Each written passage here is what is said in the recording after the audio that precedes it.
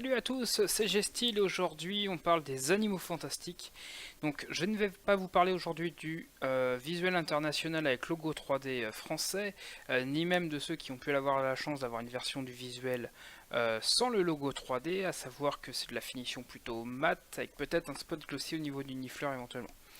Donc je vais vous parler aujourd'hui de l'édition avec le single lentille Blue Fans, donc à savoir qu'il existe également des éditions full slip et double lentille, mais que j'ai trouvé moins réussi.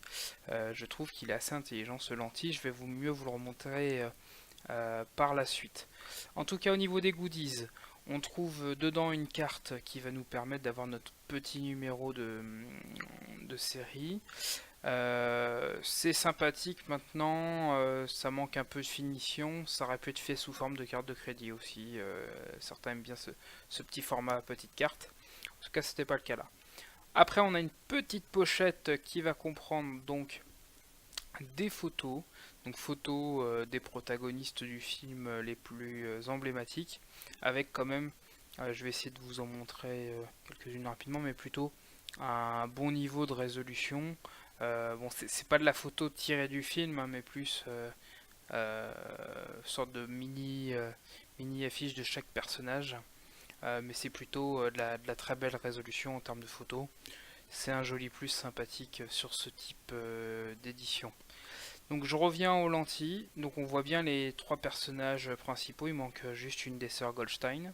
Sur la tranche, on retrouve le titre, donc en anglais Fantastic Beasts.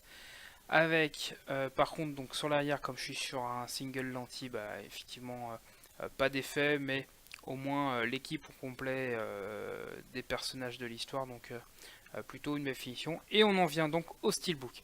Steelbook merveilleusement glossy, type cadre, avec un débossage donc sur les lettres du film.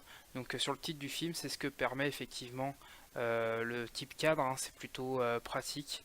On est quand même sur du Blue Fans à un moment donné. Finition glossy aussi, hein, sur le verso, qui reprend la malle emblématique de Norbert Dragono. En tout cas,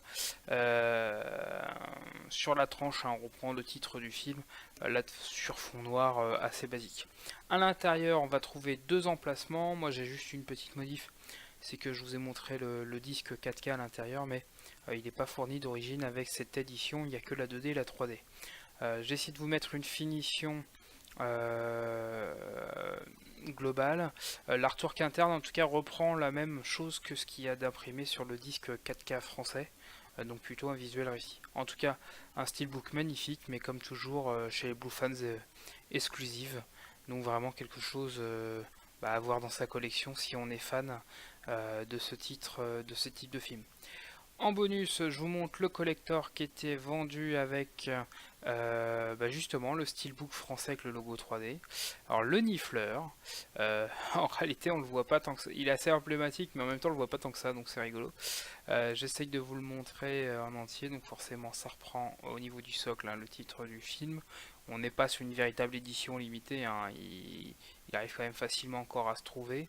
En tout cas, on voit bien qu'il y a un travail puisque même à l'intérieur du sac, il y a quand même les pièces. L'objet est quand même assez lourd, hein. Ça peut être un joli presse-papier de luxe, mais en tout cas, on est sur un truc sympa. Et pour finir avec les notes de la 4K, c'est vraiment une édition à avoir en 4K puisqu'on est sur du très très très premium avec donc une moyenne de 5 sur 5, donc on est vraiment sur dans le top démo, aussi bien au niveau de l'image et du son, notamment grâce au HDR qui est très bien utilisé. L'édition 3D est plutôt sympathique aussi, mais si vraiment on devait choisir qu'une seule façon de regarder ce film, ça serait plutôt la 4K qui est très très bien, parce que la 3D sert surtout dans des scènes type celle de la bijouterie dévalisée où par exemple on va voir les colliers bien ressortir, etc. Donc l'édition 3D est très sympa pour les friands de 3D qui sont encore équipés, mais franchement la 4K c'est tout le long du film qu'on a une amélioration, et peu importe au niveau de la presse ou de mon propre avis, en tout cas, et surtout à souligner, une VO et surtout une VF en Atmos. Donc pour ceux qui comme moi ont un membre de la famille qui veut pas regarder les films en VO, c'est quand même sympathique de temps en temps de pouvoir mettre de la VF sans perdre toutes les qualités de notre équipement Atmos. En tout cas, je vous remercie beaucoup de votre attention. Abonnez-vous si vous voulez voir des futures vidéos donc de steelbook, de 4K et de collector de ce type-là. En tout cas, je vous dis à bientôt. Ciao!